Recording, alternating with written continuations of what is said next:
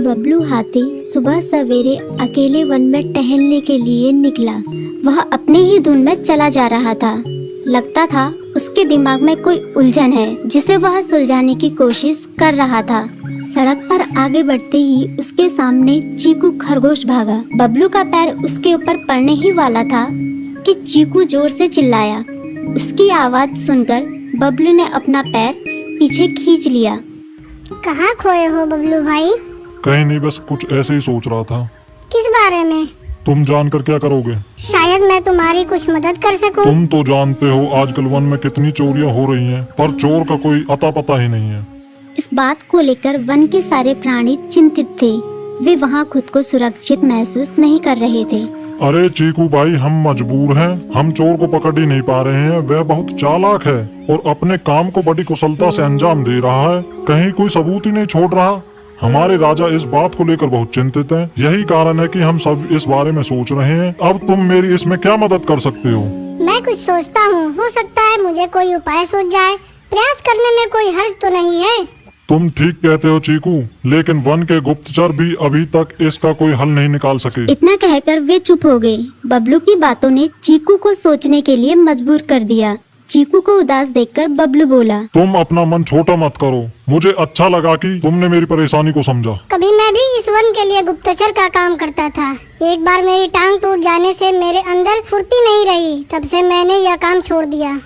चीकू, तुम चाहो तो यह काम दोबारा कर सकते हो। वन के प्राणी ज्यादातर दिन में भोजन की तलाश करते हैं, वे रात को आराम करते हैं। तुम दिन रात दोनों में ही भोजन की तलाश में निकल सकते हो सकता है रात को तुम्हें कुछ ऐसी बातों का पता चल जाए जो हमारे काम की हो। हाँ बबलू, तुम ठीक कहते हो। मैं आज रात को वन में घूमकर इस बात का पता करने की कोशिश करता हूँ। थोड़ी देर बातें करके चीकू अपने बिल की ओर बढ़ गया और बबलू अपने रास्ते चला गया। चीकू के दिमाग में अभी तक बबलू की कई बातें घूम रही थी। उसे समझ नहीं आ रहा था वह बबलू की मदद कैसे करे। दिन भर वह उसी उधेड़-बुन में लगा रहा। शाम होते ही चीकू कुछ सोचने लगा और वह चुपचाप बिल से बाहर निकल आया। चीकू की पत्नी ने देखा तो बोली, इस समय कहाँ जा रहे हो? बाहर खतरा है। खतरा तो सुबह भी रहता है, लेकिन खतरों से डरकर हम भूखे तो नहीं मर सकते। मैं बाहर घूम कर आता हूँ। इतना कहकर चीकू रात को बिल से बाहर निकल आया। कुछ दूर जाकर उसकी नजर बंकू उल्लू पर पड़ी, जो कुछ ही दूरी पर था। वह पेड़ की डाल पर बैठा अपनी गर्दन चारों तरफ घुमा रहा था। वह तेजी से पेड़ की एक डाल से दूसरी डाल पर उड़ रहा था। बंकू की नजर उस पर नहीं पड़ी थी। कुछ सोचकर चीकू पेड़ के पीछे से बाहर निकलकर थोड़ी खुली जगह पर आ गया और वहां से बंकू उल्लू को देखने लगा। बंकू ने चीकू को अंधेरे में भी देख लिया, पर उसने उसमें कोई उत्सुकता नहीं दिखाई और अपनी गर्दन चारों ओर घुमाता रहा। चीकू बड़ी देर तक बंकू की हरकतों पर नजर रखे रहा। वह थोड़ी देर तक खुले मैदान में खड़ा रहा, पर बंकू ने उसे देखकर भी अनदेखा कर दिया। उसने महसूस किया कि बंकू के आसपास चमकू चमगादड़ भी मंडरा रहा था। कुछ देर वन में घूमने के बाद चीकू अपने बिल में लौट आया और सुबह होने का इंतजार करने लगा। अगली सुबह बबलू उसी रास्ते में जा रहा था। रास्ते में चीकू उसका इंतजार कर रहा था।